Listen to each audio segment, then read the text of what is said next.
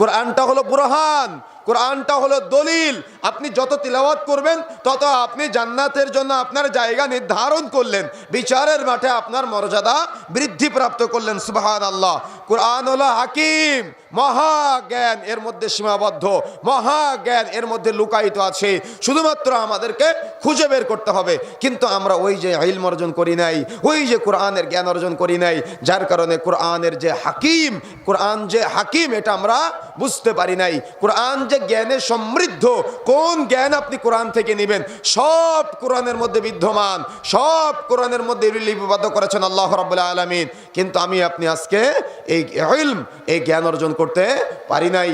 রাসূলুল্লাহ সাল্লাল্লাহু আলাইহি সাল্লাম বহুভাবে বলেছেন, বহুভাবে সতর্ক করেছেন, এই কোরআনের ইলম, কোরআনের জ্ঞান অর্জন করা এত গুরুত্বপূর্ণ বিষয়।